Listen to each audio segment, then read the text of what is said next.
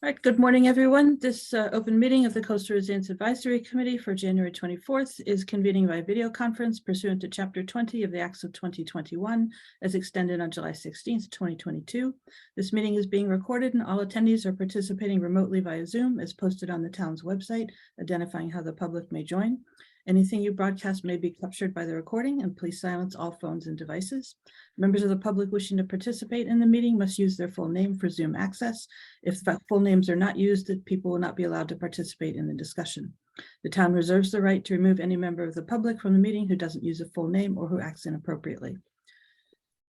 All right, ensuring public access does not ensure public participation unless such participation is required by law. This meeting will feature public comment.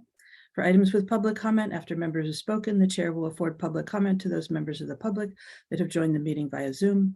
Members of the public who wish to speak must state their names and be acknowledged by and speak through the chair. If you're not able to participate in the remote meeting, you may also submit comments to the Coastal Resilience Coordinator, or in this case, the Sustainability Programs Manager via Murphy at nantucket-ma.gov. Stay tuned for more clarification there. I'm Mary Longacre, Chair of the Coastal Resilience Advisory Committee. Permit me to confirm that all members and persons anticipated on the agenda are present and can hear me. Members, when I call your name, please respond in the affirmative. Sarah Boyce. Here. Peter Brace. Here. Matt Fee. Here. Ian Golding. All right. Ann and Ian are here. And Jen Carberg. Here. Joanna Roach. Here. Rachel Freeman. Here. Great. Good to see all of you this morning. Staff, when I call your name, please respond in the affirmative. Vince Murphy. Here. And Leah Hill. Here. And we do not have anticipated speakers on the agenda. So finally, each vote taken will be conducted by a roll call vote. The first an item on the agenda is the new Coastal Resilience Coordinator, Leah Hill. Welcome. Glad to have you here. Leah, do you want to say a few words about your new job? Yeah, sure. Thanks for having me here. I'm excited to start the job. I technically start on February 20th, but so I'll be transitioning in. I've been with the Natural Resources for the last 9 years here at the Shellfish Hatchery, doing shellfish restoration and habitat restoration. So I'm excited to take my expertise and bring it to Coastal Resilience. And yeah, excited to get started and work with you all. Great. And Vince, you're not leaving us right away. No, there's going to be a training and transition period, and I'll always be available. If the time should ever come that Leah can, which will come obviously, when Leah runs meetings on her own, if she needs assistance, like any other staff, you can call on me. And I'm probably just going to attend meetings for a couple of years anyway. So for the time being, Vince is still the official contact person since Leah's start date is February 20th, but we will make her email public as well, unless Leah, you want to throw it out there right now. Sure. Yeah, it's lhill@nantucket-ma.gov. So feel free to put both names on that contact list if you're sending an email. Let's see. So we want to go to our first topic on the agenda, but before we do, a couple of notes. We do again have a heavy agenda. I'm not sure that we will be able to get through everything. We'll do our best to devote the time that is appropriate for each item. A note that the approval of the minutes were not distributed, so we are not going to have that item. And we'll do our best with the rest. So moving on the agenda, the brainstorming next step options for the town regarding the Sconset Bluff. So in this, just a reminder that we are not the Concom, we are not the Select Board, we are not the SBPF. We are not looking back at who should have done what or trying to point fingers. We were asked to say, what advice would we give for the best next steps, given the situation where we are now, where we have the removal order for the geotubes, and the Sconset Bluff Preservation Fund has said that they do not want to be involved in the current project anymore. So that is the background that we have, the most recent select board discussion and the most recent Concom, or I should say most recent as of the time that we created the agenda. I'm not familiar with whether they've met and discussed that since then.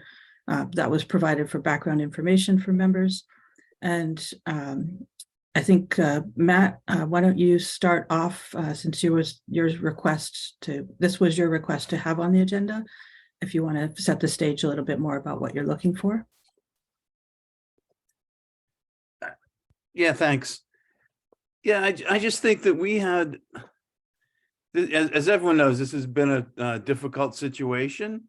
And I'm worried that we are now degrading into a lot by lot situation, as right now the town has more control of that entire area because we own a strip of the beach. But once that has eroded, the town, it'll be owned by the homeowners, and they'll be applying lot by lot and individually. And one of the advantages, I thought, of sort of looking at the big picture there was having clear guidance for the whole area, doing something with clear triggers for when it would have to come out and what it could be, et cetera. And being able to look at that entire area from a neighborhood perspective. The other part of this for the town is, and for the taxpayers, is how do we pay for this? And so in a neighborhood situation where we're bettering everybody, we had an opportunity. We had willing partners who were, willing to be bettered and willing to give access to their properties for all the different engineering and planning and things that were needed. They didn't like that, some of them, but they went along with it initially, but then they all went along with it. They didn't like the fact that, this may not last forever, but Vince hit them over the head and got them to realize that, yeah, that you put something like this in, if it starts to cause harm, we're taking it out and it may not last forever. And so they kind of had come around, and we were working on sort of getting alternative access that they agreed to, getting hold harmless agreements. So we weren't sort of dealing with on a lot by lot basis with all these individuals, sort of appealing or sort of, if we are allowed to do takings, but then we have to pay full value.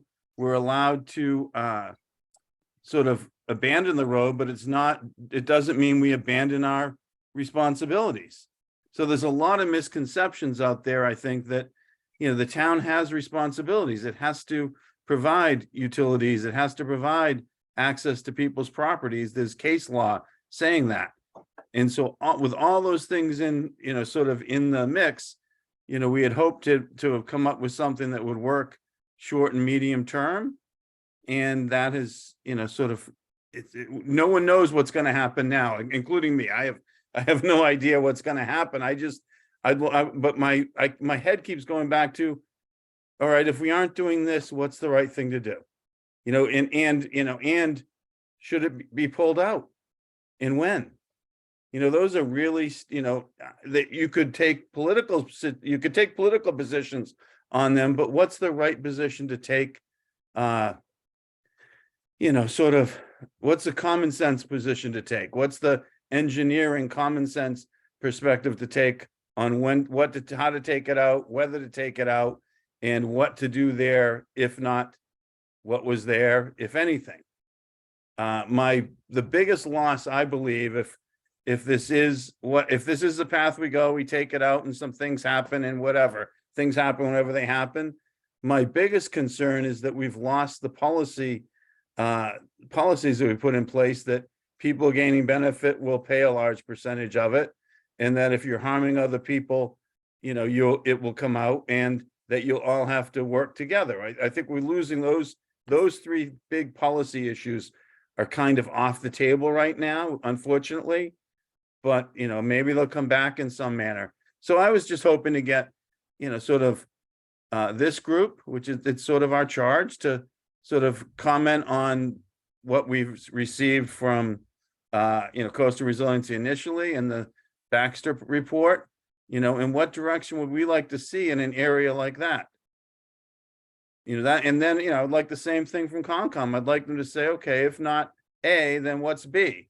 Because we as a community can't say no to everything. What are we going to say yes to? So that's kind of my, that's not a great introduction, but I hope it gets the conversation started. Thank you, Matt. Do we have committee members with thoughts on that? Joanna? Okay, unmuting myself. I do have a couple of thoughts on this. Thank you, Matt. I was wondering if one of the things that we could work on as a group is just simply a fact sheet around and a timeline around what has happened with facts, because every single person you talk to has a different, to Matt's point, a different understanding of where we're at and what the impact is. So make it kind of like almost like a decision tree. Okay, this happened, then this happened, then this happened, and this could be the potential outcome. And we kind of, because I think we need to start from a base of common understanding, which we don't currently have. And I, go ahead, Vince. Sorry. Before, Oh, yeah. Sorry. I do want to make just a small emphasis on the point that we're hoping to look forward rather than look backward. I do take your point about having a common understanding, but I think that there are a very small number of facts that are relevant at the moment, which I outlined at the beginning. And I Right. don't want to get into a long list of who said what and when. And Right. That's not what I'm suggesting. I'm suggesting just a basic background, right? Like these two things, these three things, this happened, here's where we are. And then take it into the next place. These are the options we have right now, A, B, C, whatever they may be. But some sort of framework for people to generally understand, these are the events that occurred, right? Simply. And then these are the potential outcomes. all right, thank you, Joanna. Vince, you had a response for that? Yes, thank you, Mary. Joanna hit a really nice term, decision tree. This is something that the select board has already asked for, that I have started to look at assembling. It was a request from the select board, so I guess they've got first dibs on this. Thank you, Vince. Ian? Thank you, Mary. So in answer to Joanna's suggestion, which I think is a good one, I believe that the Coastal Conservancy laid out a timeline, and I imagine if you reach out to Deanne, she'll be able to provide it for you, and perhaps Mary, she could provide it for the rest of us too, as I think it's strictly factual. And so I think it helps put what we need to deal with going forward in perspective. Thank you. Thank you, Ian. I'm not going to try and bring that into the conversation at the moment. I think we're just getting started with the committee members.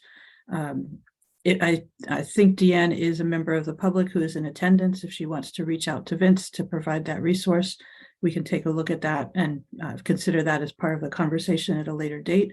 I don't imagine that this conversation will stop today. So if we can go to other committee members who may want to weigh in right now.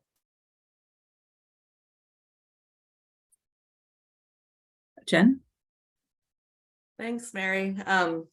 This is more of a broad comment and thinking about our role as a Coastal Resilience Advisory Committee. I think one of the things we could think about advising the select board, and it kind of points to what Matt was talking about, is that I think there is power in neighborhood responses to coastal resiliency issues.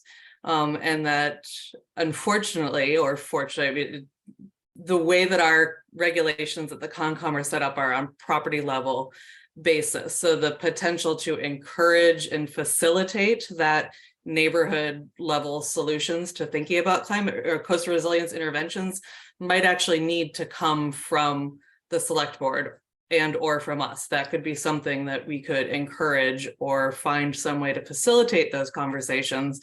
Not necessarily that the town is taking on leadership for all of that, but that idea of bringing neighbors together to come up with a solution is something that should be encouraged in the future. Thank you, Jen. Matt? Yes, and I think Jen, you're on to what needs to happen, I believe. And instead of talking about Baxter Road, which is, a somewhat loaded situation for a lot of reasons, look, I think of of what we saw last meeting with Washington Street, and they looked at it a few different ways, and in one way, it was a combination of items, but they still had to use hard armoring in certain areas, and there had to be, and we sort of identified there had to be redundancy. I think that, and then I think that, so that is what I'm hoping to see anywhere we do it. And I think as part of it, there should be a how you're gonna pay for it. And it should just be part of what is presented initially.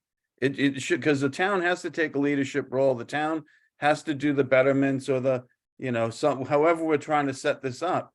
And I think, from my own perspective, that's a really important aspect, because that will make sure we're not doing, we're not spending a lot of money to save 2 homes just because we like those 2 people. If you have a group of people that are paying, then you can share the cost, and it's more likely that it's an area you should be doing it in to begin with.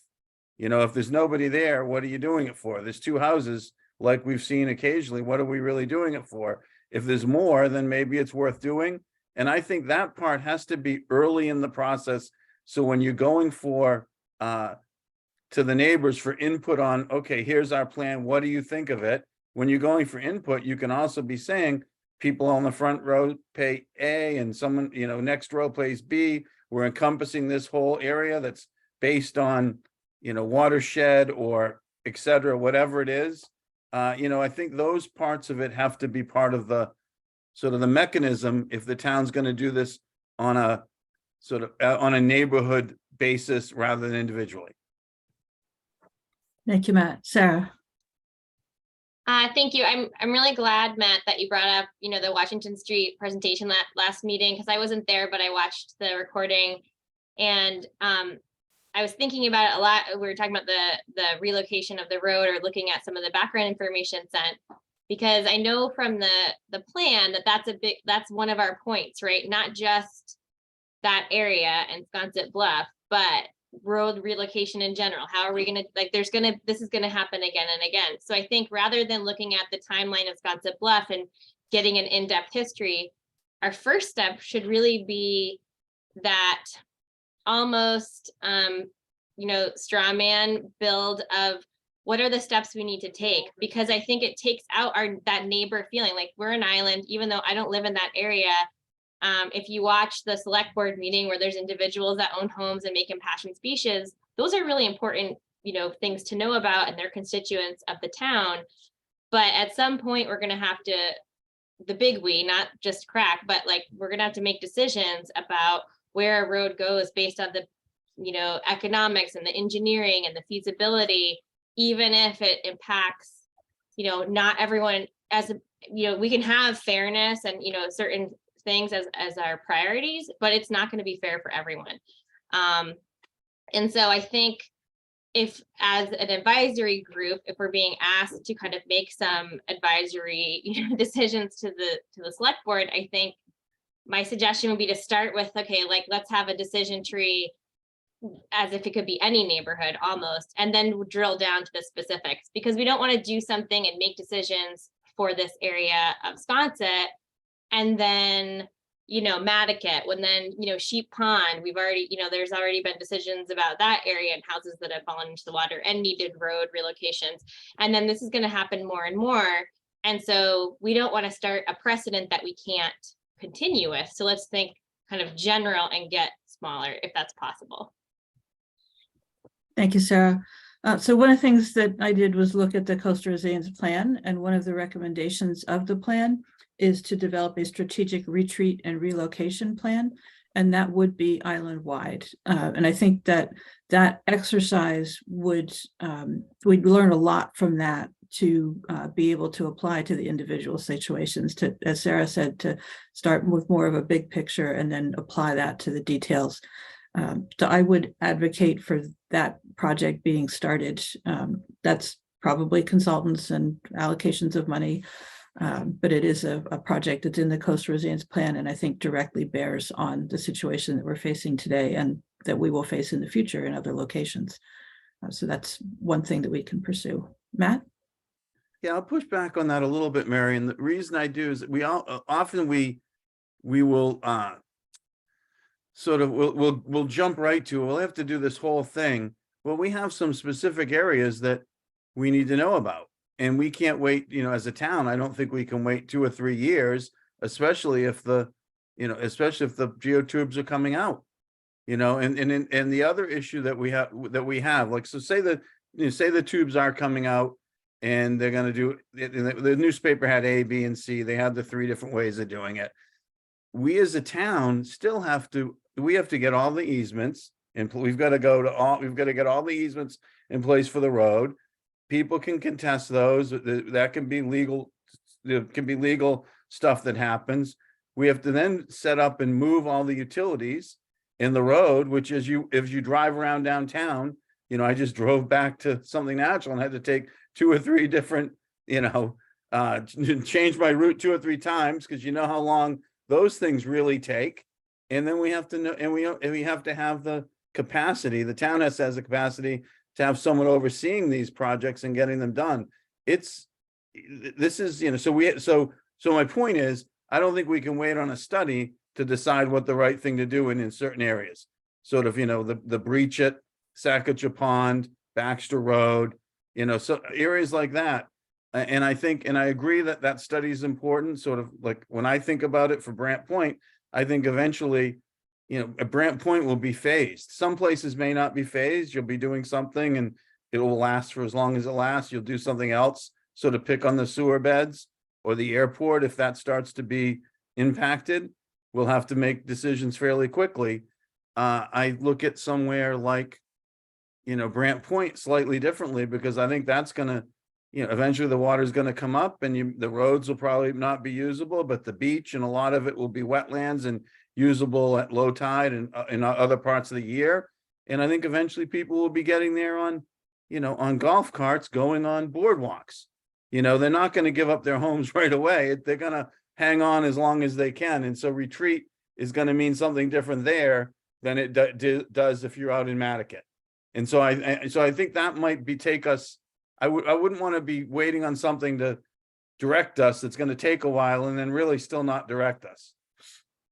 So Matt, I understand what you're saying. I have 2 points to that. The first is that the Coastal Resilience Advisory Committee was charged with island-wide initiatives. And so that is sort of our focus. But the second is what you described is a piecemeal, you know, area by area approach. And that's exactly what you asked not to do for Sconset Bluff. You're looking at asking for a bigger picture there.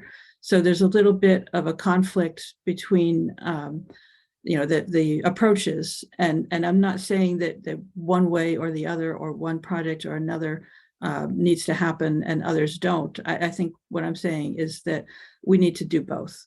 We need to develop an island-wide lens to look at these issues as well as address them individually.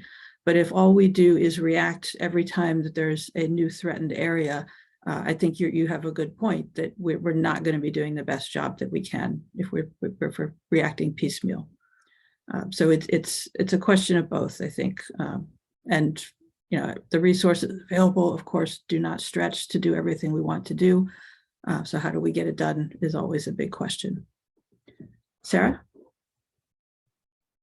Yeah, thank you, Mary. I was thinking, you know, Matt made a really good point about obviously the Sconset area being more immediate. And so, you know, funding aside, not funding aside, because it is important, but I think these things can be started concurrently. But I did have a clarifying question about, because I wasn't at the last meeting, the sort of charge with this for crack. Were we, the video that just where the consultants were describing the 3 choices at the meeting, were those the 3 choices that were to evaluate? Because I feel like that's a very specific thing that I feel like we could, as a committee, discuss those 3 options. Or were those possibilities and crack is being asked to consider all the different possibilities? I just wanted, I'm thinking about how we move forward. So Sarah, maybe I can help clarify that Yeah. the request for this topic happened before the presentation on the Baxter Road relocation alternatives. So no, we were not asked in our last meeting to consider those 3 alternatives and recommend one. Also, just a reminder for everybody that there are 3 focuses.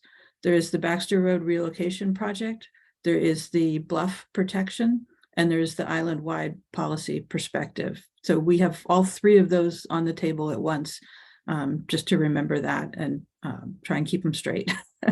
Vince? just to, I don't want to step on Ian's toes with this, but just to caution the committee in a very minor way, anything to do with geotube removal is squarely in the hands of the Concom. We can potentially send advice to the Concom, or we could just send send a message through Ian, whatever way the committee chooses to work it.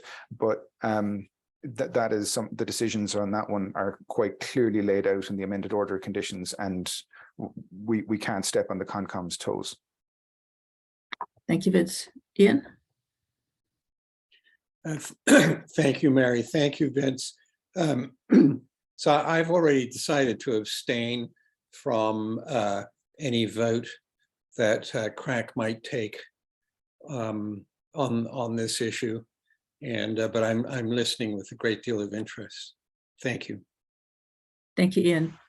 And if we do stray into Concom territory, please feel free to interject. Oh, thank you, Mary. That's very kind of you. Other thoughts from committee members? Peter, did you want to add anything to the conversation? I think that you also had a request for this topic. Yeah, I'm just listening to everybody and trying to think of something intelligent to say. I don't have anything to say right now. Okay. Rachel?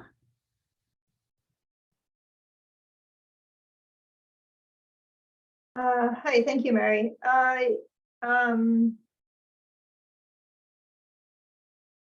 Wow, okay, this is such a big topic. I think what I'd like to do is just recap the points that I feel that I agree with. What I see is, going all the way back to the beginning, what I see in Jen's point regarding neighborhoods is that that's where people's interest is. So it's easier, they're interested in where their feet are. So it's easier to get people on board and to get community support if you're talking about where they live. So there's so much benefit to that neighborhood approach in that regard. At the same time, that strategic retreat and relocation plan that's really island-wide is necessary. And I think it's something that when I start talking about retreat, I feel a little uncomfortable. I don't feel uncomfortable when I'm talking about it in regards to, a land bank parking lot. But when I'm talking about it in terms of people's houses or their property or town infrastructure, it starts to feel uncomfortable to me to discuss retreat. And I think it's harder to look at, but yet necessary, because ultimately if retreat is the best option, then the planning is a completely different trajectory than the type of planning that we're doing for Washington Street. If we were just going to say, all right, we're abandoning Washington Street and Orange is the way you go, it's a whole different conversation. So that is such a critical piece. So I like the idea of the fact that there has to be two approaches, the big approach and the small approach, and how is that working? And again, I recognize that, with limited resources, how do you accomplish all or any of this? And I think that's where I sort of full circle back to the neighborhood concept, because that's where you can easily find resources for these projects. I'm not going to say easily, but it's much easier to get support from people and from citizens. And that's what you've seen in Sconset. So how this pertains to the Sconset Bluff, I think is a little bit obscure, but I do think it's more island-wide planning of how these projects are going to be done and how we have the town and the island has the foresight to be able to implement them in ways that we don't find ourselves in this situation. but in terms of triaging this at this very moment, I'm not sure that I have like an instantaneous, okay, we should be doing this response. So. Thank you, Rachel. Peter. Yeah, off of what, excuse me, what Rachel said, I mean, about uncomfortable talking about retreat. I think that retreat, it's one of the most clear things in my mind in this whole process. We all need to be very comfortable with retreat because that's where we're headed in the long run. In terms of SPPF, you know, all the time that they've had the geotubes in place, all those members, they've probably been cautiously optimistic that they are all safe and everything's going to be okay. And now, you know, we're talking about maybe taking them out, and that's going to put all of those that were protected in jeopardy, including the ones on the other side of the road. And so, yes, I agree with Matt. They'll be going to the Concom individually, but they'll also be coming to us and saying, what do you have in place for us? We have to have an answer for them a lot sooner than later. Even though we're just advisory, you know, we'll be talking through the select board saying what this is what we're going to do. And so we pull out the geotubes. What are we doing? Heavy duty sand fencing? Are we doing nothing? Are we piling sand? Are we saying people move across the road because we're going to build a road? I just think we have to move quickly on this and have our thoughts in place, not take a long time on it. Thank you, Peter. Ian? Thank you, Mary. So at the moment, the geotubes protect two houses that are nominally pre-78, both of which have been altered substantially, in other words, made smaller. And so I take Peter's point, obviously, about properties on the other side of the road at some point being threatened, and few of them are pre-78. Most of them were constructed post-78 in the immediate vicinity of where the geotubes are currently situated. And so I was struck, if I may just mention Doug Rose's thoughts, where he said that we need to take the lead on updating state law. Both the properties that are nominally entitled to statutory protection at this point have been bought in the last 2 years by the same man, or the same family, I should say. And as such, I think the law, we should put our weight behind fine-tuning that law so that people who buy properties in these situations are no longer entitled to statutory protection, because it's absolutely clear what is taking place. Thank you. Thank you, Ian. And changing the law was something that I wanted to bring up, so I'm glad that you beat me to it. Matt, do you have a comment on that?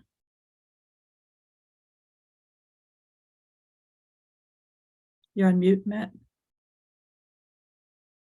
Sorry, Dylan Fernandez is here, and I think that this and ownership in between low and high tide statewide, I know that's something he's trying to do. And then, you know, sort of changing state law, I think is important. But regardless of, you know, then I would question, is the, you know, is pre-78, you know, we pick that, is that gonna, you know, is that even the right thing to do in some of these areas? It may be in some areas, it may not be in others, you know, so I think we have to sort of keep an open mind about what the right thing to do is, in my opinion. It's the neighborhood thing. It's sort of, you know, to think, oh, the neighbors, it's all going to be, you know, I've been part of a couple different rounds of negotiations over about 15 years now, maybe 20. And they start out not, you know, they start out a lot of people not believing it, not want to understand it. But what the first thing is say is, what are you doing for us? And so the town, like at Sheep's Pond, the town, this is like early 2000s, town said, oh, there's nothing we can do. It's not, you know, not our land, nothing we could do. We ended up in court and we ended up having to do something. And so that, you know, because the state law says we have to do something, we had to help them get a road, went through conservation, and then we had to do it again. And then the next time we did it, the first thing they said is you can't charge us for it. And so I think, there is, until those types of laws change, we're going to be, there's going to be responsibilities that they're going to expect the town to do. And part of why I think it's, sort of how we pay for it and what we're going to do has to be understood. How we pay for it has to be understood. So we can say to people, hey, if you don't sign up for this, that's fine. You're on your own and we're not paying anything, and we're not helping you with it if we can do that. But this is going to happen to you. And, here's what's projected. Here's what's going to happen. Here's how we're suggesting we proceed in this area for the benefit of everybody, the citizens, and for, cost wise, and you guys, how do we set up something like that? So right from the beginning, there's that we're sort of try to get people on the same page, with carrots and with sticks.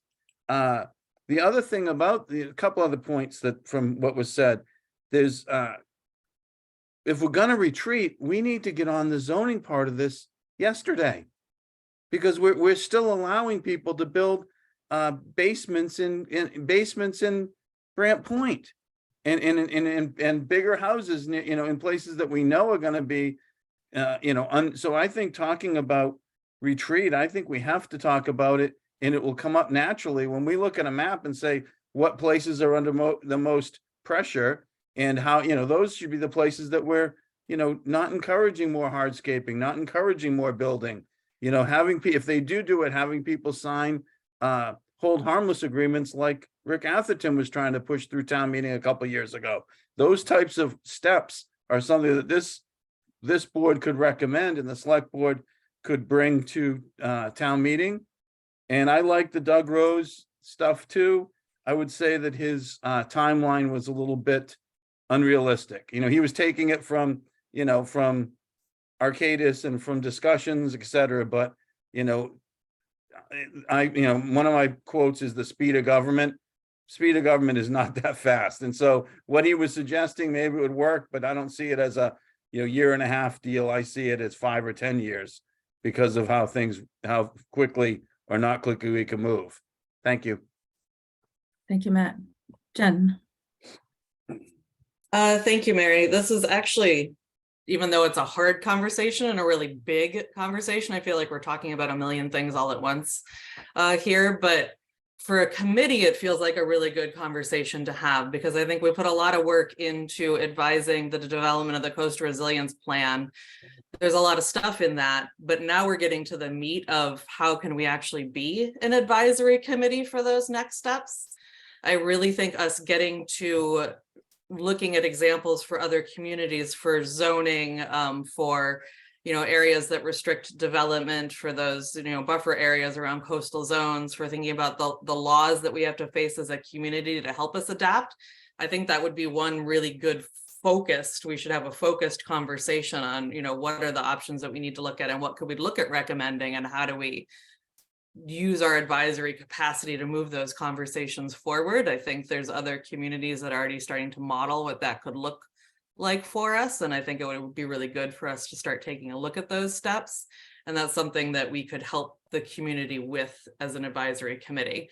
The rest of this conversation is all really interesting. I think one of the things we need to get at is how can we be helpful in providing information, and our town and select board are looking for, direction. And we've talked about one of those things, which is how can we facilitate neighbors, areas where, yes, the town owns, roads and access and utilities, but it's the neighbor properties that are going to be looking at adaptation.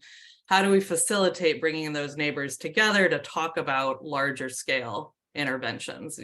That's a facilitation piece, maybe not necessarily a town-led piece, but how can we help pull those people together to start coming up with solutions and interventions? And then the town, and we've identified this in the CRP, we have some very direct areas of infrastructure in town, in places that are at risk. There's the sewer beds, there's thinking about town, there's thinking about some of our road infrastructure pieces that we've already identified, going out to Matticat, going out Pulpus Road, places where we know we need intervention. That, to me, at least feels like places that we should be taking some more direct and focused action on, and then giving guidance and facilitation to those neighborhoods.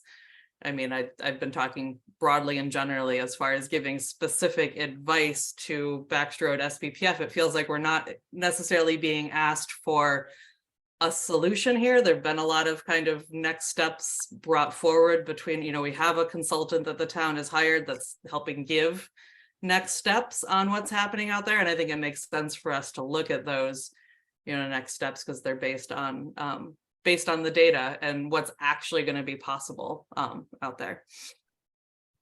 Thank you, Jen. Joanna. I agree with Jen and what she shared, but what I'm thinking about sort of specifically is maybe now might be the time for us to break into some smaller work groups and address some of these issues and come back to the larger group with presentations. Like if somebody wanted to, like Mary, what you described earlier in the conversation about the 3 areas of the coastal resiliency plan, maybe if we divided into 3 work groups and attacked each of those plans. And again, I'm kind of big on that visual tree thing where you can see this is the problem, these are the steps, this is the outcome. If we could distill some of this information, because like, as Matt said, one of the issues with retreat is zoning. So if we're talking about retreat, then we kind of spin off all the associated issues with retreat so we can come back to this group and have a more structured conversation around each of these topics and develop them basically into a 1-pager that we can then share with the select board. Thank you, Joanna. Vince, can you give us a little bit of logistics of that? I know there are different opportunities, but when we had the education subcommittee, we were required to, have a chair, a secretary, take minutes, post the meetings 48 hours in advance, have an agenda. All of the regular committee meeting rules applied. I know that there are sometimes ways that we can have small discussions, but I'm not sure what qualifies for those. Anything you want to add, Vince, in that respect? Yes, and after the recent discussions about the HDC subcommittees, it might be a more difficult prospect to have a subcommittee again. Just putting that out there. I know that this is still an ongoing issue that is yet to be resolved, but that will clearly add to it. So if it was done as a request to the select board and the select board okayed it, I don't think there would be that much of an issue if we followed that route. So if the committee followed that route, and then I would recommend a pretty small committee size. It'll have to be an odd number. So 3 and 5 come to mind. 5 is actually doable in some ways if it was a subcommittee, but it is getting on to just 1 shy of quorum. And then we have to remember that members here are members of a great many other committees, and we've run into issues where we've potentially had quorum of other groups as well. So I'd recommend a smaller number, like 3. And then once the 3 potential candidates are out there, we might just make sure that there aren't any quorum issues with any other committee before that committee was finalized and set up, just to cover the bases. I don't see that much of an issue with it. We've done it before. We just have to go through the correct channels and make sure that the select board okays it. Okay, so we'll keep that in mind, Joanna.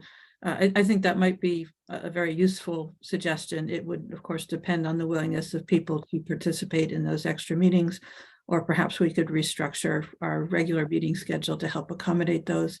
But it'll take a little bit of work to figure out what plan we could use to go forward with that. Joanna, you want to respond?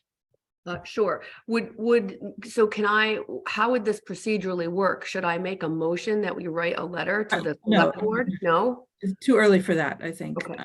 We should have a structure in mind before we proceed. And then we would also have to have a conversation with members about who would be willing to participate. But I think that is outside our scope for today and also outside of our time available. So we'll come back. Sorry to butt in, Mary, do you mind? All right, Vince, go ahead.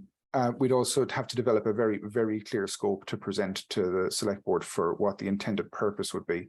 And I think given the eclectic nature of the discussion today, that might take some time to refine. Thank you, Vince. Someone else had their hand up. Yeah. I like Joanna's idea. Sounds like a lot of work to get to it. Might we just schedule a meeting for all of us as a workshop where we talk about one topic, then we have 2 hours to do it. Then we don't have to go through all that. Yeah, I mean, on SHAB, we've done that and solved a lot of problems that way. So That actually might be logistically much simpler as long as we had quorum of at least 6 people to be able to meet. Thank you, Peter. Sarah? Yeah, I just want to echo that. I think that Peter's suggestion and combined with Joanna's is a great idea. I think we found we had the education committee. It was, some of us that were really interested in certain topics, but I think with this group, these kind of action items that are the big kind of meat of what we're doing, as Jen was saying, these kind of next steps, they are going to take that kind of workshop type of discussion and hammering things out. So I would suggest if we do that, we have a really clear goal. Like this topic even being on this meeting is so amorphous. It's like Sconset Bluff. It's like the geotube and the relocation, and it's a lot. And so I think like that one focus of, okay, how are we going to handle, focus it if we do a workshop, whether it's, focused specifically to Sconset Bluff, because that's what the select board would like advice on, or if it's that workshop where we are hammering out some of the details that might go into that relocation I don't remember the word, relocation and something plan. I think I would really value that. I think that would be a high priority to participate in. And then since we have meetings twice a month, either we could dedicate a regular meeting time or have an extra meeting if people can commit to it. Thank you, Sarah. Matt? I think Peter's idea of having the entire committee and having sort of one topic, and if we were doing this topic again, I would say, does the committee agree with the recommendations from Arcadis? How would we like those recommendations implemented? And, how would we like, and what is the concern, how do we pay for it? What's the way, what, do we have any recommendations on, who pays for this or not? I mean, those things could, that to me, if we could figure out those 2 or 3 things, that, and make that recommendation to the town, I think that would go a long way in this. Thank you, Matt. Vince, and I'm going to try and wrap this up shortly. Sure thing. Just in a basic way, Mary, would you mind if I gave a very quick synopsis of everything that kind of currently is in place? I don't want to go into too much histrionics, but also talk about what's in the CRP in relation to this. That's how I want to relate it forward. I'm going to suggest that we start there at the next meeting, if you don't mind, Vince. No worries. We are getting into time issues for today. There's one aspect that has come up only slightly that I wanted to make sure that we had a moment's attention to. And that is, imagine for a moment that the Baxter Road has been relocated in whatever fashion, that the geotubes have been removed in whatever fashion. So we now have a bluff that is vulnerable to erosion and houses that are still at the top of that bluff. What ideas does the committee have, if there are any to offer right now, about how to protect that bluff and the houses above?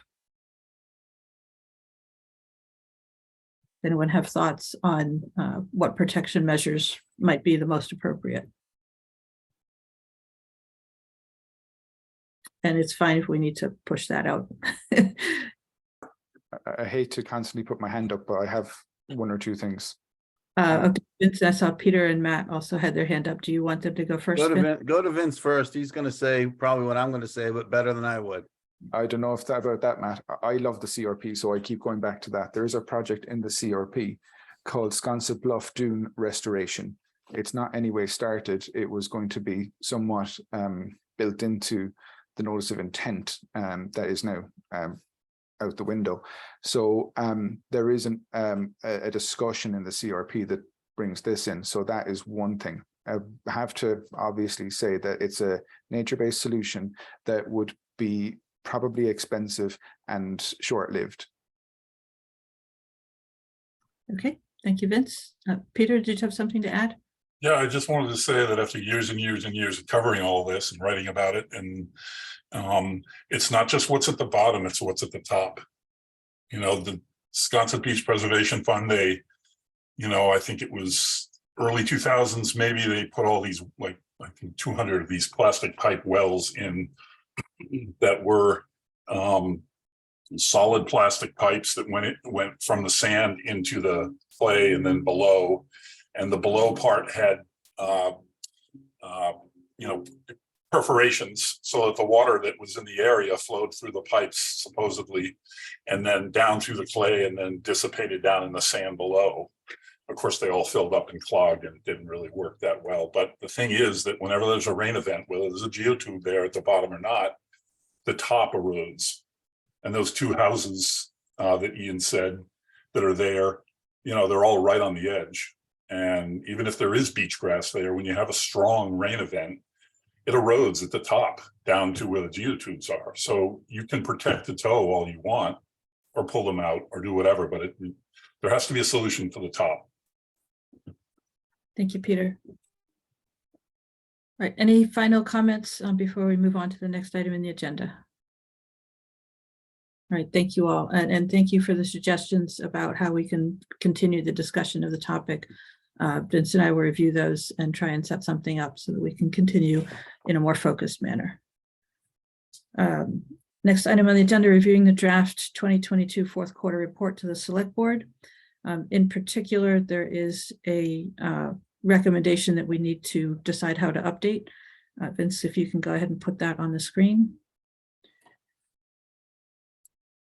And so as we all remember, in the fourth quarter, we had several meetings canceled, so there is not as much to report on, but we did have some significant events.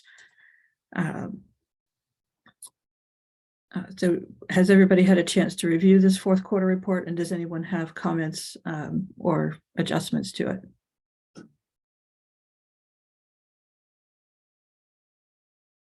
Sarah? Yeah, sorry, I have in the link that is in the agenda for this actually goes to the YouTube video about the select board talking about the strategic plan. So I was sort of confused what we were talking about. And I was hoping we could talk about that. And I don't know if my assumption was that was the reason that link was there was because it was going to be incorporated into this report or plan or request to the select board. So Yes, that is the recommendation at the end that we need to update, where we requested that the select board include the 40 recommendations of the CRP as a goal for their strategic plan. So the link to that discussion was so that people would be aware of what was said in that meeting of the select board regarding this request. Before we get to that, are there anything on the first page of the report that we want to change? I do have a couple of typos to fix. I'll get with Vince later on those. All right, Matt? I think I have no problem. I think the report's great. An update, the select board didn't put all 40 into the plan, but we put in a support coastal resiliency advisory blurb. And we didn't think that the 40 individual wouldn't be necessary at that level of detail in that plan. So. Yeah, my hope was, and I've rewritten the request here to be more specific. The environmental leadership section has two goals, one for solid waste management, one for water quality. And in my view, the coastal resilience plan didn't fit in either of those goals. And so I thought that it would be nice to include it as a third goal. You've already had a discussion. I wasn't sure that request, at least my vision of it, was understood because of the vague communication in the request. It's certainly at your discretion, Matt. There's certainly no demand, but my request of the committee is do we remove this as a request? Do we modify it the way I have here and repeat it? What do we want to do as a committee? Matt, we'll go back to you. Yeah, I would say repeat it. I'll apologize. I didn't explain it well enough. I was late to the strategic plan meeting. I had a baker not show up, so I was a couple hours late. And I didn't explain it well. I agree that it is important and it does deserve its own space. The strategic plan meeting this year seemed to me to be a pare it down meeting. We have too much to do and not enough people to do it. So how can we have less things on it was kind of the consensus that has been formed. So my suggestion would be bring this up again sort of in the summer before we do the next strategic plan. Bring it up the quarter before we do the strategic plan would be my suggestion. Thank you, Matt. And I want to also say that if you weren't able to watch the recording of the strategic plan meeting, the select board members did express support. It was in no way pushed to the side. They just felt that that support was already covered in the language that was in the plan. Sarah?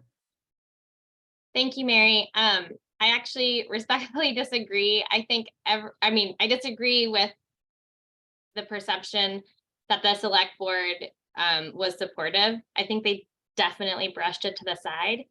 If you haven't watched the video clip, please watch all the way through to at least the 2:41 mark, even though the conversation kind of waxes and wanes, because I was really surprised how, definitely Matt was speaking up in support and that we need to handle some of these issues now or it will get more expensive.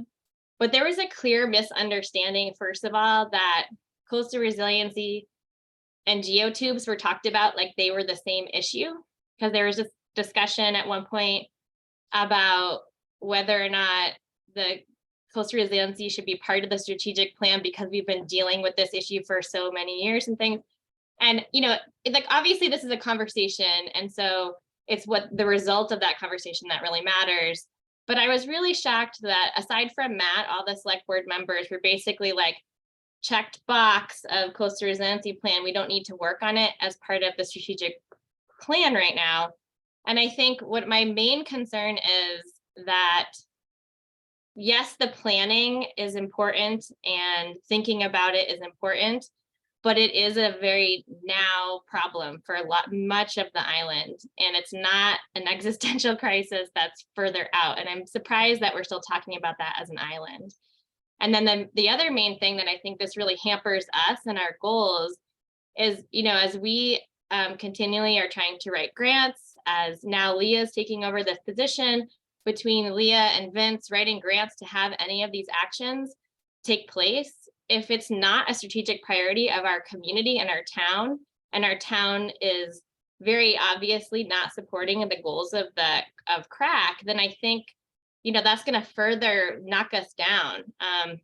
Many communities that we used to be ahead of because we were part of, the MVP program very early are now, way ahead of us in terms of the grant funding and the projects that they've been able to do. And that's because their town and the town administration has really made this a priority. And I feel like just because we have a CRAC committee and we have a sustainability coordinator and a coastal resiliency coordinator doesn't mean that the job is done. And it's very concerning to me. So the action I think we should take is not only what's here, but increase the strength of the language and keep putting it in front of their faces.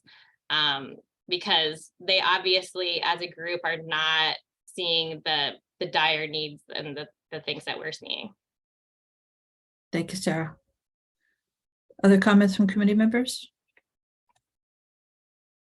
Matt?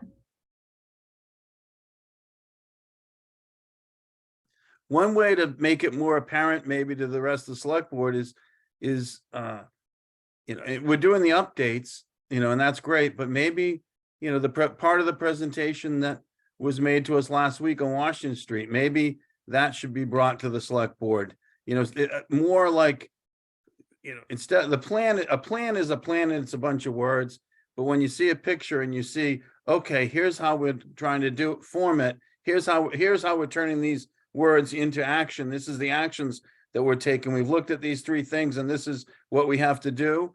I think that will energize people more than, read another report. And so, I agree with Sarah that we need to get sort of the public's attention and the board's attention slightly, but I think what I think it's more likely to get their attention with something like that is very action oriented and very positive, and something that is easy to agree. We all can easily agree. We need to, Washington Street as much as possible, et cetera. And we need to, keep the flooding from going all the way to, to India Street if possible. Everyone would agree to that. And it's not a tweener. It's not an in-between place that we might not agree on, So I think that something like that at an upcoming meeting would be very helpful.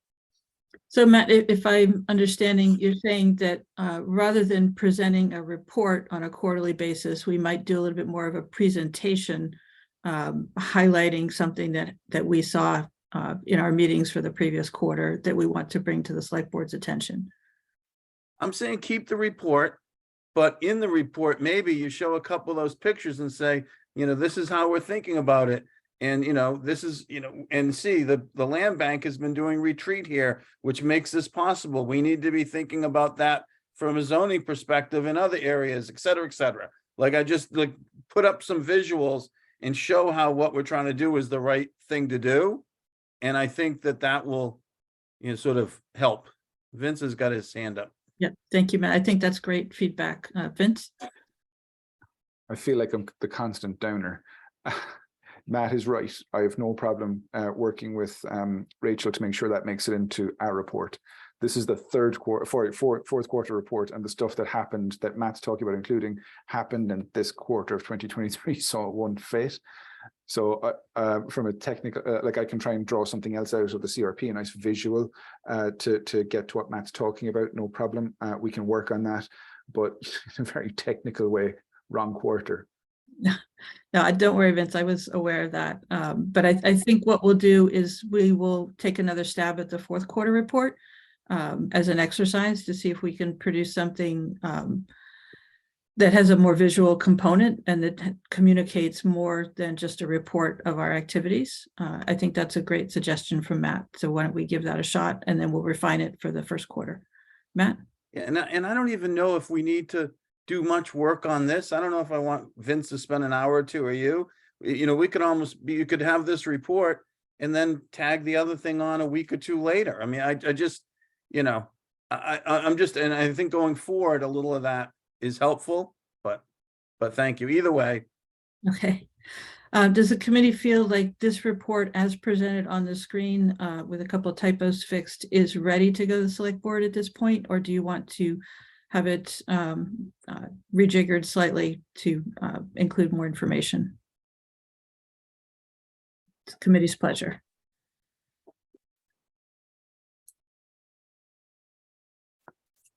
If people think that it's ready to go forward, we'll take a motion to approve it.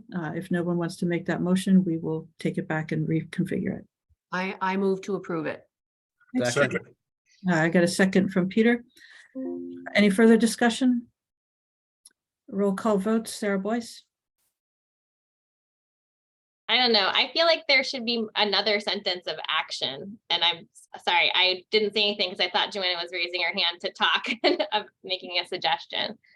So I guess, I don't know, if that's already to a vote, then Yeah, we're already I to a vote. abstain. Okay. Peter Brace, Aye. Matt Fee, Aye. Rachel Freeman, Aye. Ian Golding, Aye. Jen Carberg, Aye. Joanna Roach, Aye. and Mary Longacre, aye. So Vince, I will get back in touch with you about a couple of typos to fix, and we will send this to the select board. And for the first quarter 2023 report, we will take Matt's advice and try and include more information and visual concepts and bring issues to the select board's attention. Thank you all for that. So as I mentioned, we're skipping the minutes. Discussion of 2023 priorities for the Coastal Resilience Plan recommendation implementation. So Vince had already produced the status report of the 40 recommendations. Vince, if you want to put that up on the screen.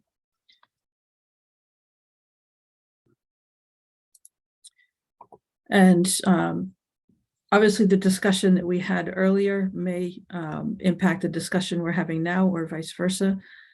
So we have a couple of ways we can look at this. There are roughly half of the coastal resilience recommendations which are underway and roughly half which have not started.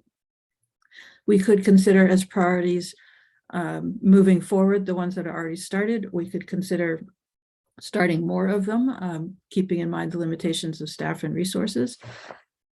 Excuse me.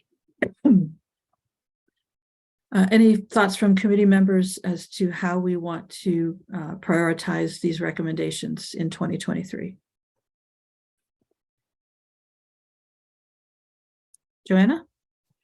I just have a thought about how we're looking at this. I would also like to see a column to this report added in terms of money, right? So meaning, has this been budgeted? What year's budget is it in? Is there a number associated with it in any way? Because I really feel like we need the context of how much each of these things are going to cost. And looking at it and trying to prioritize without that information is really challenging. And I'm wondering if it may be a good idea to also have a copy of the capital committee's plan so that we can overlay what they're budgeting for and projecting on this plan. Thank you, Joanna. That actually would be very useful to have the capital program committee's scheduling. Christy, are you on the call? Christie's on the call. I mean, I have a copy of what they're recommending, but he should really speak to this. Right.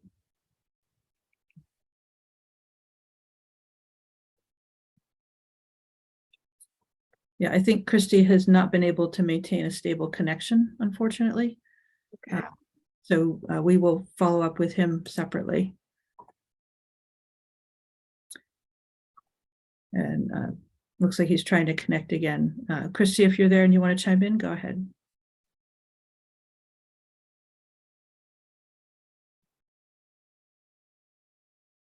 You're unmuted. No, unfortunately, it looks like he's up there. He is. It looks like he's on the road. Christy, we can't hear you.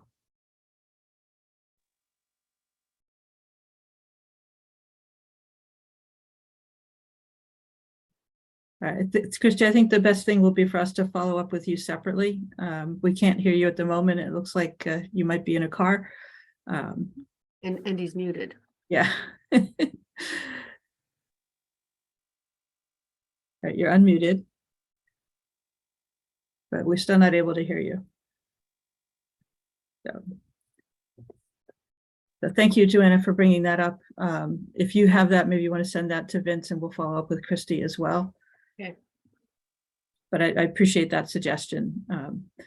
So knowing that we have that further information coming, other thoughts from committee members about prioritization? And again, this conversation does not have to end today. It can continue forward. Sarah?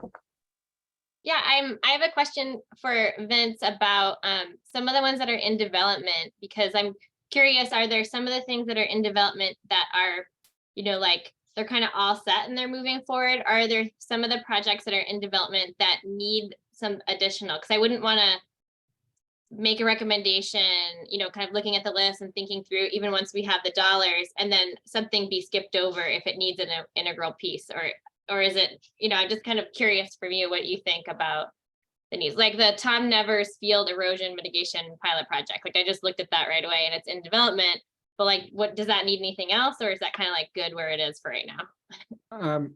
If I can, Mary? Yes. Thank you. So it's some are very, very different stages. Some have just been discussed, and we're looking at trying to allocate funding to it for the sake of argument. The one you picked on is kind of one of the more interesting one, the Tom Nevers Field one.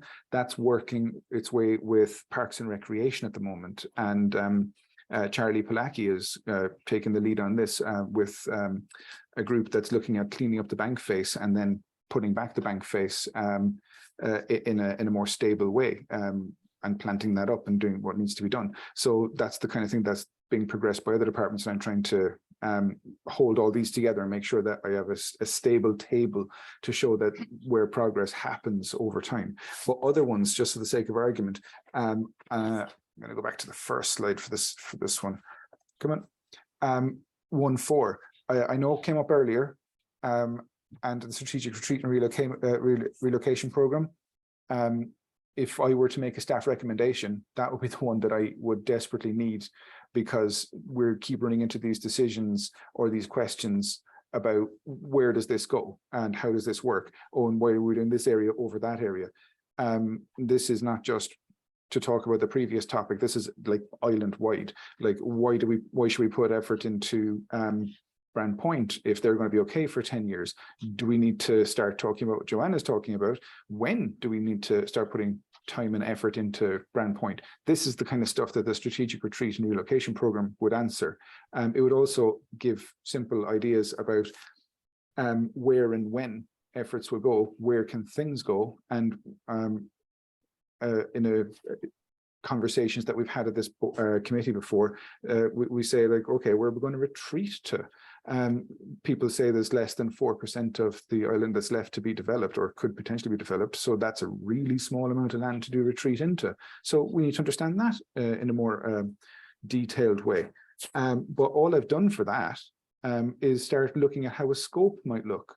I'm trying to see how that might come together. And honestly, conversations like that that we've had today change how I'm putting the scope together, so I can rejig it a little bit to cover what people are talking about and looking at. So yeah, they're at various stages of development. Some are way more developed than others, is the basic answer, Sarah. Others are just being discussed and starting to put notes together on it, but that would then constitute that it's still in development. Thank you, Vince. Sarah, do you have a follow-up? And then Joanna. Yeah, I do. Thank you. Thanks, Vince. That is helpful information, because I think it helps me personally look at the in development pieces differently. Because, for example, like our discussion today, we did talk a lot about the bigger picture strategic retreat and the relocation program. And I wouldn't have put that as in development because we've thought about it once. So I think that makes a big difference to me in terms of determining like which ones haven't been started and which ones are in development. So I think, yeah, I think I will personally, Mary, for thinking of this in a future meeting, I would be, kind of thinking through what those in development pieces, like if there's a way to mark like what stage they're at to, like, are they closer to completion? Are they like, have grant money, one of the ones, I can't remember which one of the ones that's in development, like grant money was already secured and is being worked on. And so to me, I'm like, okay, that's being done. We don't have to prioritize that as high, but in development, like the 1-4, I think that would be quite high. So anyway, just it helps for thinking through this to know a little bit more. Thank you, Sarah. Before we go to Joanna, just a quick point that these all have different timelines. So something might take 10 years to complete, and something else might take 6 months to complete. But the 10-year item will never get done if it doesn't get started. So some of these efforts that are larger, that are going to take more time and more resources, might still be a priority because starting them really needs to happen. Some of them that are easy to accomplish might be a priority because they're easy to accomplish. In a sense, all 40 of them are priorities because they're already recommendations of the plan, but we need to get a little bit more granular than that, focusing on what do we need to do in the 12 months of this year, or 11 months remaining. That's sort of the topic of this conversation. And I agree, more information would be helpful in that decision-making process. Joanna. So I just did a quick scan of the capital plan, which I'll forward to Vince, and there's $1 million in the FY24 plan for the restoration of Millie's Bridge. Yep. That's one that has changed. So it's probably worth saying this, if I can, Mary, that this was presented, and I haven't changed it since this was presented. This was only up on screen just so that committee members could discuss this. This was as was presented in November, I think, at a CRAC meeting then. This hasn't been updated, and there are updates that are needed to this, but this was only just to show, as was posted in a previous agenda, so that we could still, so the committee members can go through it and start to think, what should the committee focus on? That was the purpose of putting this on screen, not necessarily to debate whether I categorize things as in development or not. That is still, this is as was presented, so needs updating. So this is maybe not the most current. In fact, I'll just say it's not. There's been changes since in the last 2 months. Thank you. This was intended simply as a list for reference. Right, so Joanna? we're suggesting some improvements to the list around the money piece of it. But I also think it would be helpful to, because I'm sure this exists somewhere, to say what year we're targeting for each of these projects. And is there a budget that's being developed? Is that in process? I think it would be really helpful for this group of people to have a broader sense of, to Sarah's point and a couple of others, that like in terms of has it been started?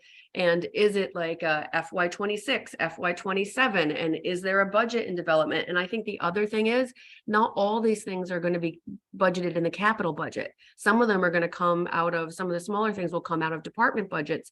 And I think we just need to be aware of this and understand how this is getting implemented.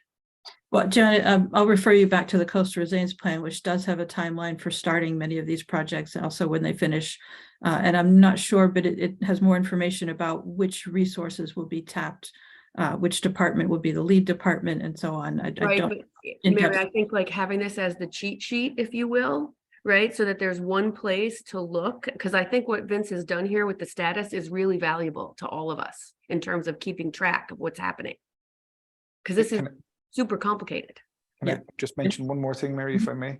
Yep. Not all of these projects I can track in certain ways. Some of the ones that are obviously most of them are allocated to the town, but I have to work with other organizations, for sake of argument, NCF, who are responsible for anything to do with CO2.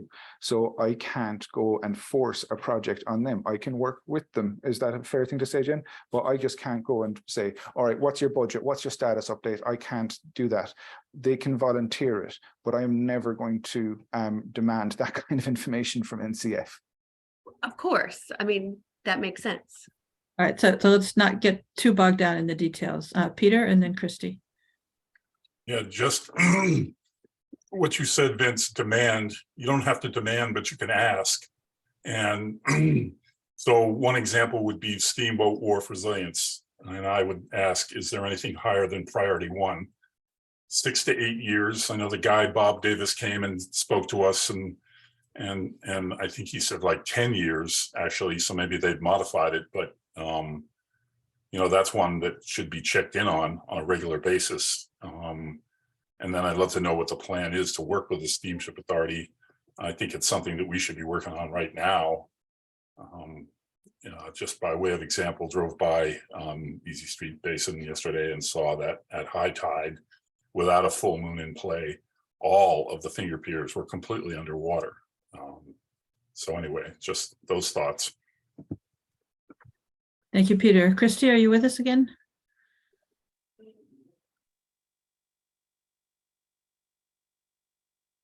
We're not hearing you, Christy. We see you.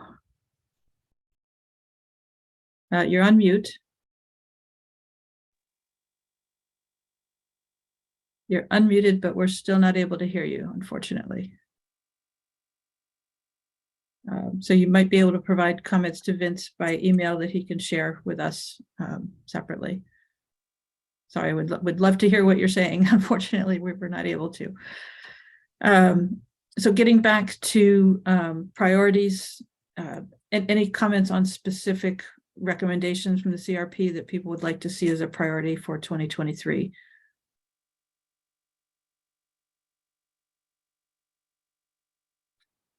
The ones that I pulled out, the Strategic Retreat and Relocation Program, as I mentioned, I wanted to mention that updating the locally adopted sea level rise scenarios and best available flood hazard data, that is underway. We have yet to present to the select board, but Vince and I will work on the schedule for that. So that to me was a priority, but also something that we are set to accomplish shortly. And then we've talked occasionally about community outreach on property owner resilience best practices. I think that the helping people help themselves in the short term and for the long term should be a high priority for us. We've produced some materials. We've got a lot to share. We've talked to other organizations about what they're doing and ideas that they have. I'd like to see us pursue getting that information into people's hands so that they can take action on their own. So those are some of my thoughts. Any other thoughts from the committee before we move on? Joanna? And you're muted, Joanna? Do you have some ideas on how you're going to distribute that information? Well, that would be up to the committee, but we would need partners for the most part for that. So we will pursue some of those opportunities and let you know what's available. I was going to say, can I recommend that you ask Acclimate to distribute some of that information? There's some other folks here who could speak to that if they think that's a good idea or not, but it seems like it would be helpful. Yeah, thank you, Joanna. And Vince and I do talk to Acclimate as we're part of it. All right, seeing no other comments, the next item on the agenda, response to public comment questions from previous meetings. So there was a letter from the Nantucket Land Council regarding the sediment transport study.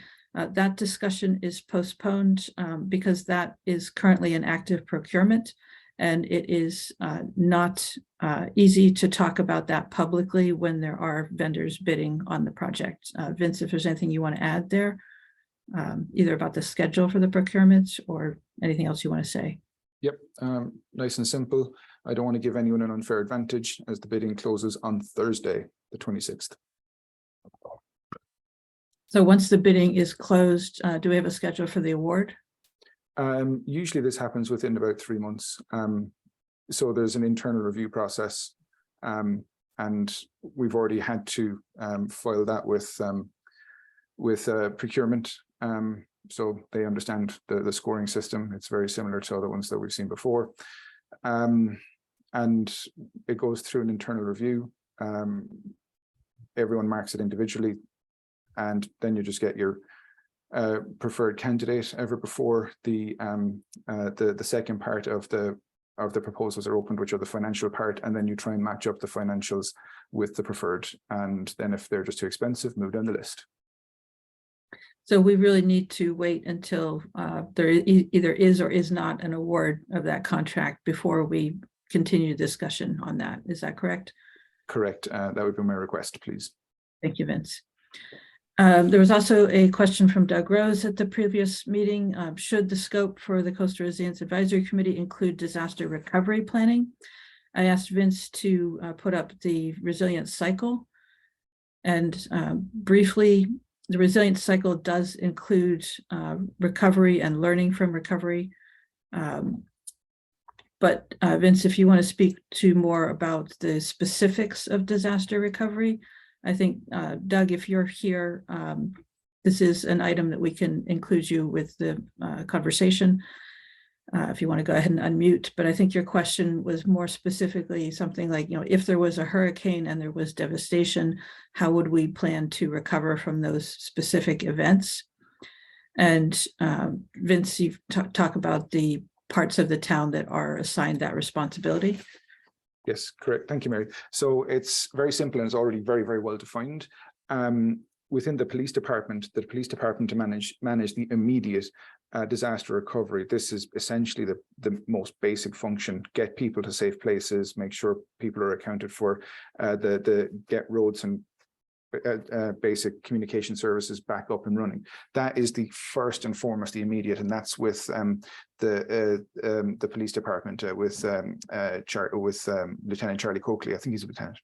Could be incorrect there. So, but Charlie Coakley oversees that, and he takes over the immediate. The secondary part of that is the kind of medium and longer term aspects of disaster recovery are covered in the 2018 hazard mitigation plan, and that hazard mitigation plan is due to be updated as well. So that's something that's on the cards. So this is going to be, it has to be reviewed every 5 years, and this is the year to get it done. We can expect that. I think it's going to be run through Plus. I'm not 100% sure yet, but they're going to start making a lot of noise about it and start talking about the HMP update, which covers this kind of stuff. I don't mean to try and shirk responsibility, but the CRP came from the HMP as how to respond to some of the future threats, the current and future threats of sea level rise, erosion, and coastal and coastal flooding.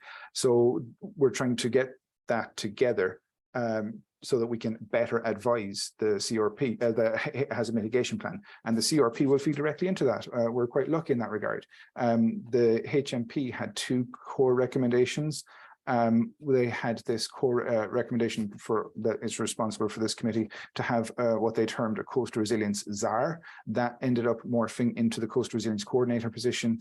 That position has existed since the summer of 2019, and they get a coastal resilience plan underway and completed, which we've also managed to do. So we fulfilled our responsibilities to the HMP. Now, to make sure that we can kind of be the kind of forward-thinking kind of group that can always be planning for the issues and planning for how to make the issues better. That's the function and role of the Coastal Resilience Advisory Committee, just to look at the longer term, not the immediate or the medium term responses, but we can learn in the immediate term about once a disaster does happen or we get a very severe flood event, what we do need to do, what we can learn from it, whether it's because there's no infrastructure or policy in place, or because there is infrastructure in place and it didn't work correctly, reevaluate at that point and then make a recommendation so that it can be implemented or improved for the next event or for before too many similar severe events happen. Thank you, Vince. So I think that the short answer is that immediate disaster response belongs to public safety and town administration. Planning for disaster response belongs to the hazard mitigation plan. And certainly the Coastal Resilience Advisory Committee would be involved in relevant areas of development of the hazard mitigation plan. But the Coastal Resilience Advisory Committee would not be involved in the direct response. That is something we would learn from, but not something that we would try to coordinate or participate in at the time. Matt? This is an interesting conversation because a friend sent me a picture from somewhere down in Florida yesterday, day before. He had his town was hit really hard by the storm, and they've got sort of bulkheads and sort of the Florida thing, but they had put a geotube in front of the bulkhead. They filled it with sand. The geotube, saved the bulkhead, but all the sand was gone.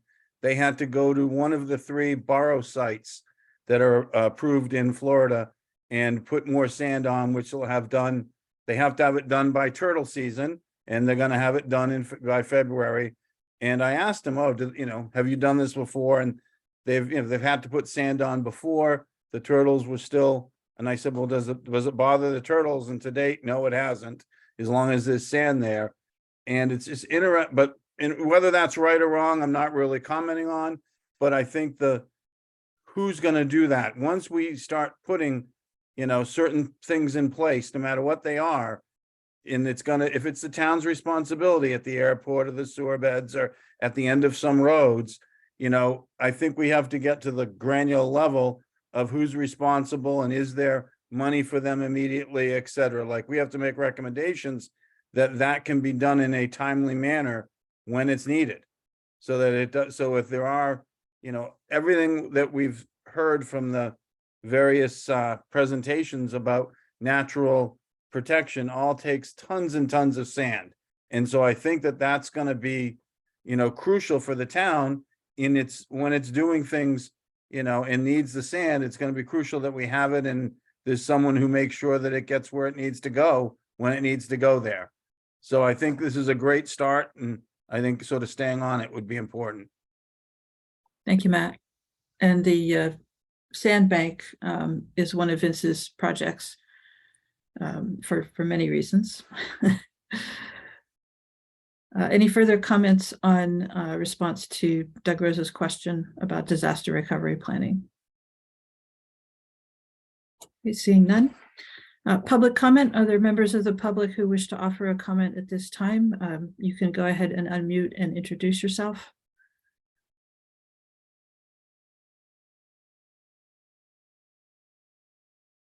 We'll wait a minute to make sure everybody is in front of their computer or device and able to unmute. We do have several members of the public in attendance. Not sure if any of them have a comment to offer. And I'm not seeing anyone. So we'll go on to new business committee and natural resources department reports. Vince, you want to tell us about your recent presentation? Hi, yes, thank you. So he's not on the meeting anymore, but there was a gentleman by the name of I'm sorry, his second name is hard for me to pronounce, Timothy Filmuir.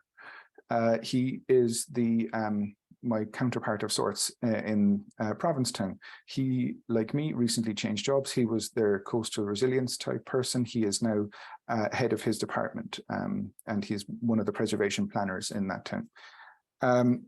I've said it here before, effectively they're mimicking Nantucket. They want to do exactly what we did. They've got the same type of positions. They want to create the exact, a very similar type of plan. And they had questions. I gave a nice presentation. I just gave an overview of the CRP, and they kind of had some basic questions like, where do we start? And I said, I listened to some of the problems that they had in this area and all the rest of it. But effectively, I talked about the document that we produced about halfway through the development of the CRP, the existing conditions and risk assessment.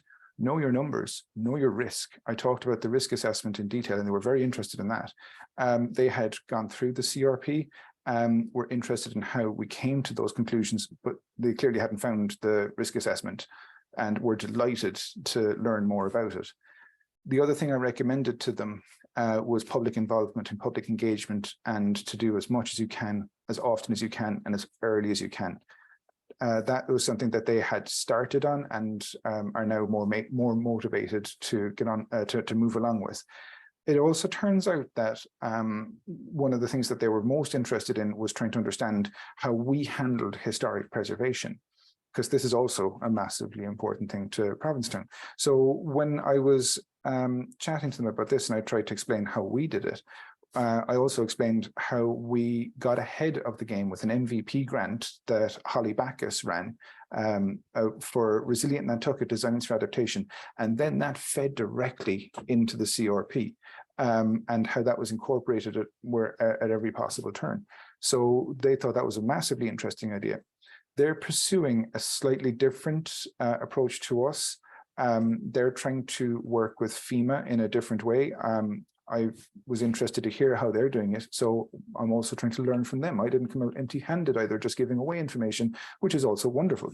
So they are working with FEMA through a program that they have called Silver Jackets. Every state has this program, and I read into it and looked at how it works.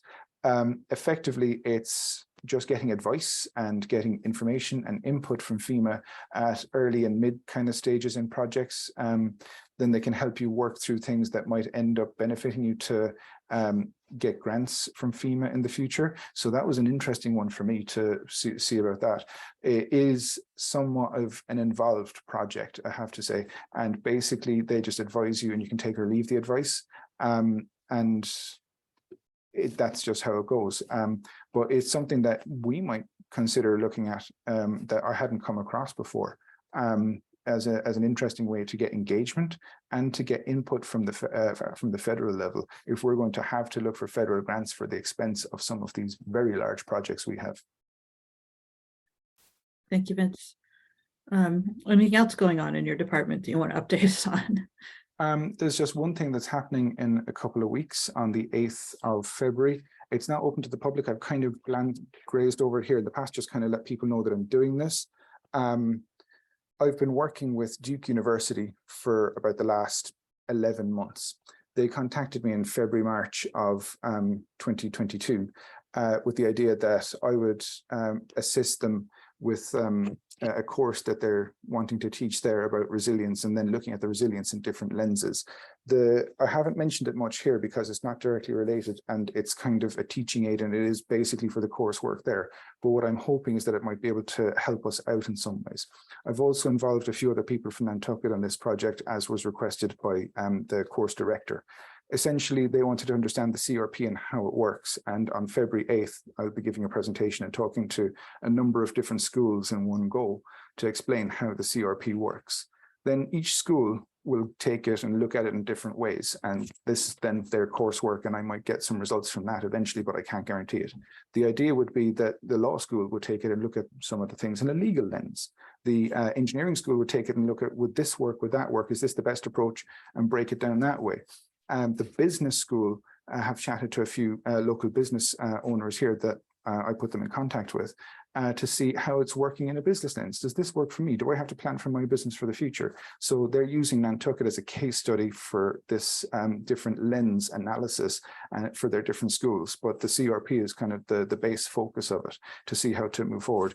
But that's kind of what I've been working on them. It hasn't taken much of my time so far other than helping them proofread some things. And I just have to give a kind of a 1 hour presentation and then about another 1 hour question and answer session after that. And I'm not going to mince my words. I've already have the presentation about 85% because I've given the same presentation so many times that most of the material already exists. It hasn't been a major lift for me, but I'm hoping for some feedback from these students that we might be able to use in a very similar way that we used the feedback from the Envision Resilience project that Remain ran. Thank you, Vince. Other committee members' reports?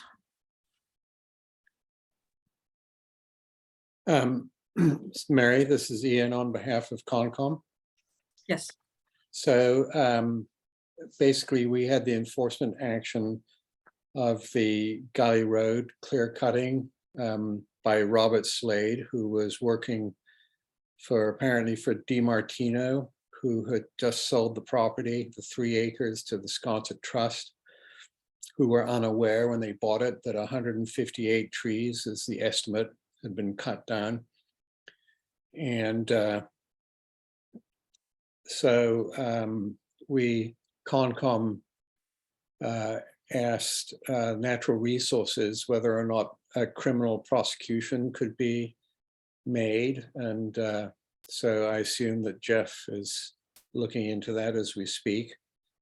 And it would appear to be an example, an egregious example of cutting for a water view.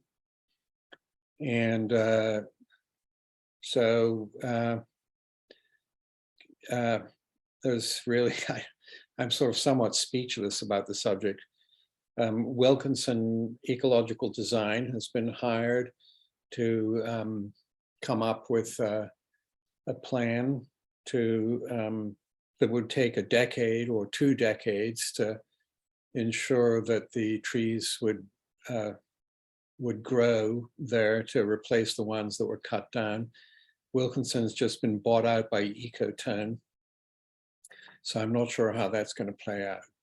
But I would urge everybody to go and have a look if they haven't already done so, because it is the most blatant example that I've ever seen of just ignoring wetland regulations. Thank you. And Ian, I'm guessing because that is a shoreline environment and a coastal bank, would you say that property is now more vulnerable to erosion? No,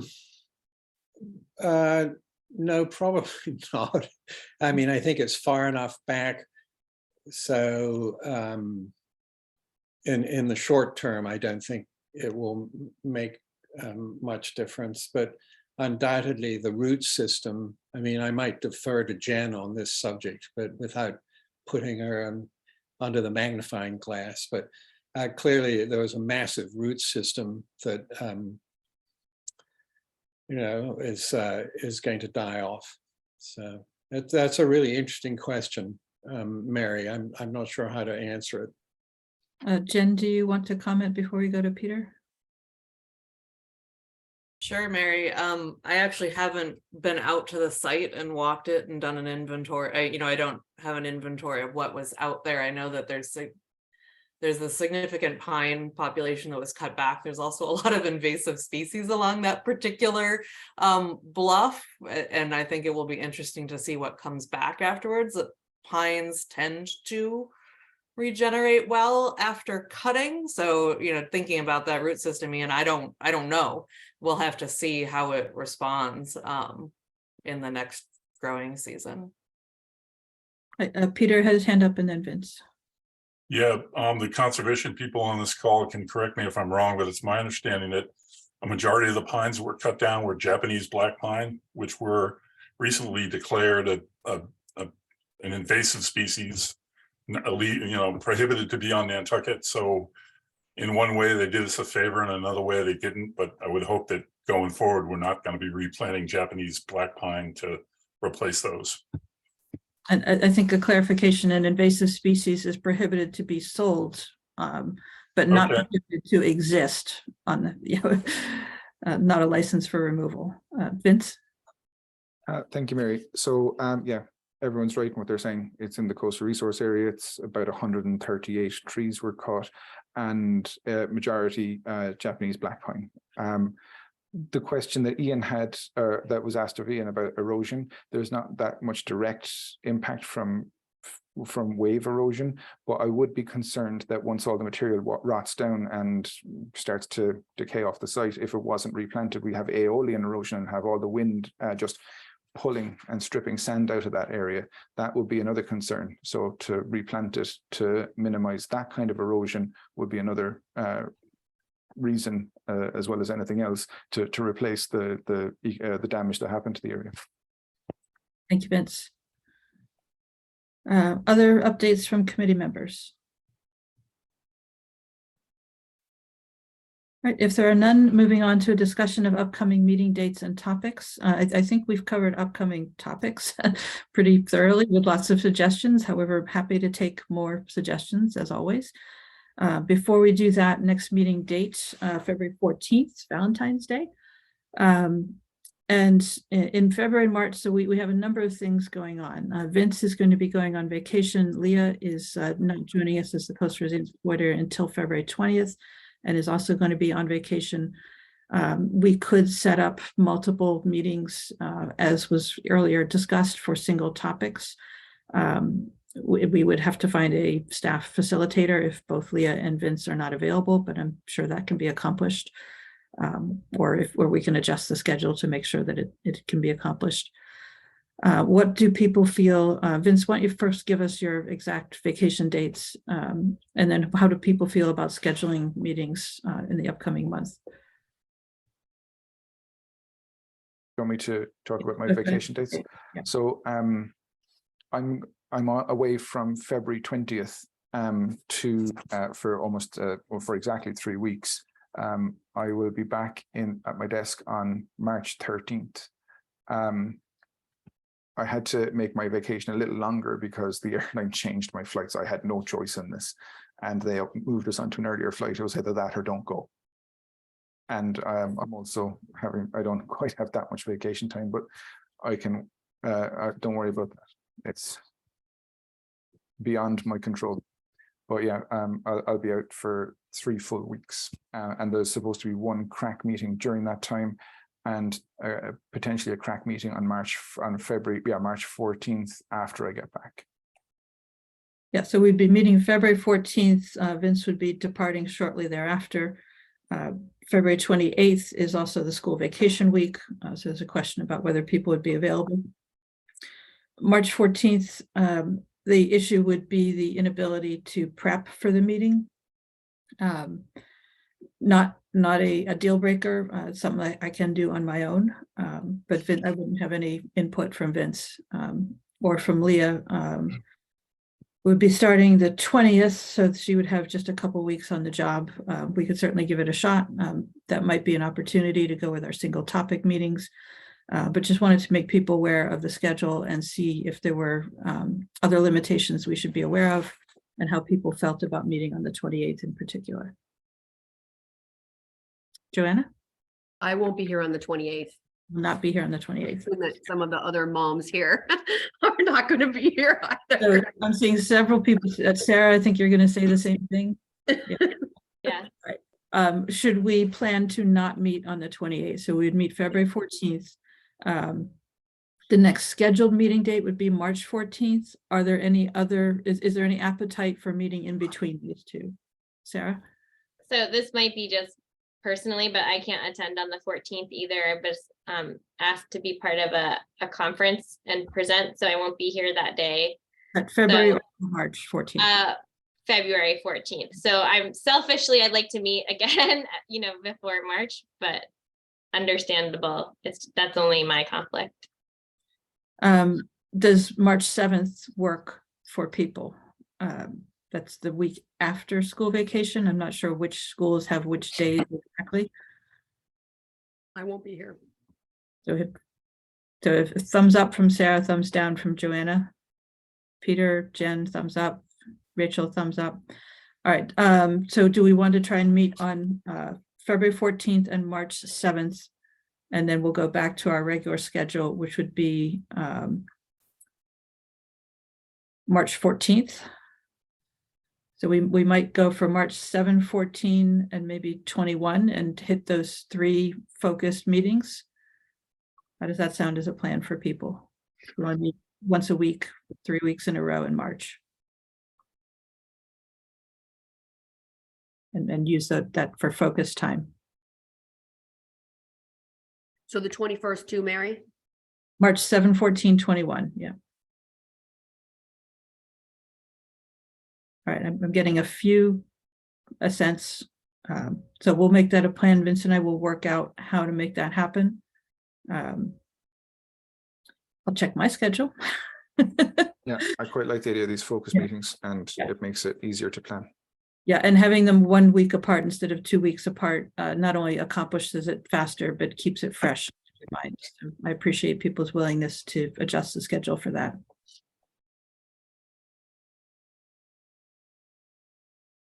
Okay, any other thoughts on topics or meeting dates for the spring?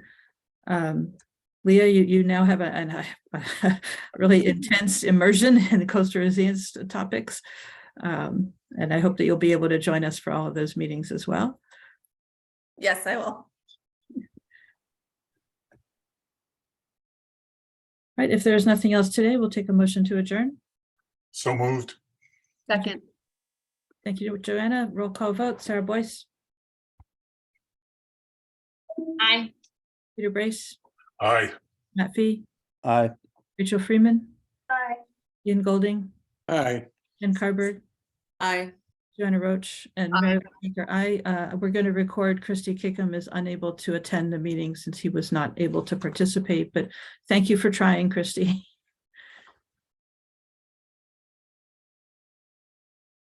All good. I'm going to stop the recording.